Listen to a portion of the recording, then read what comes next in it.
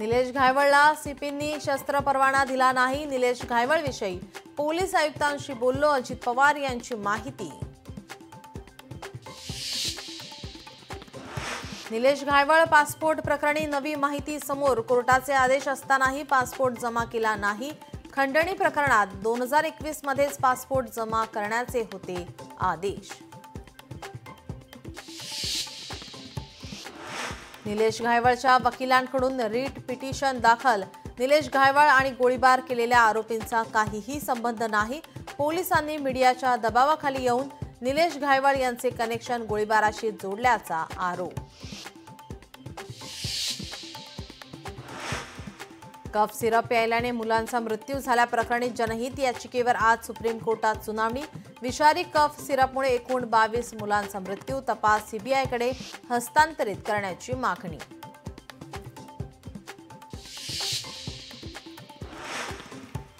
डॉक्टरांच्या चिठ्ठीशिवाय cough syrup विक्री महागात। अन्न औषध प्रशासनाकडून 20 दुकानांना टाळे। पुण्यात सर्वाधिक 17 दुकानांवर कारवाई। सांगलीमध्ये 2 तर सोलापूरमधील एका दुकानावर कारवाई। मुंबई मेट्रो 3 ला मुंबईकरांचा मोठा प्रतिसाद। पहिल्याच दिवशी 1.5 लाख प्रवाशांनी केला प्रवास।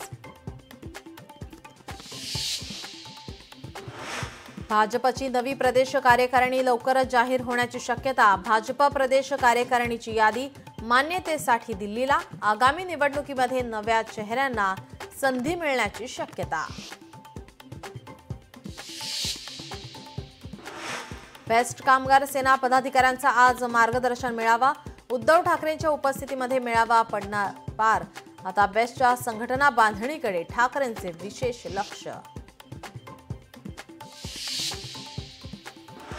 छत्रपती संभाजीनगरमध्ये आज भाजपाची बैठक। आगामी निवडणुकांच्या नियोजनासंदर्भात संध्याकाळी 5 वाजता बैठक। मुख्यमंत्री फडणवीसांसह इतर नेते राहणार उपस्थित। नाशिकमध्येही दुपारी 12 वाजता बैठक। एकनाथ शिंदेही आज छत्रपती संभाजीनगरमध्ये शिवसेनेच्या गटप्रमुखांचा मेळावा। सकाळी 11 वाजता सुरू होणार मेळावा। नागपुरात ओबीसी संघटनांचा आज मोर्चा। विजय वडेट्टीवारांच्या उपस्थितीमध्ये मोर्चा। सकाळी 11 वाजता होणार मोर्चाला सुरुवात।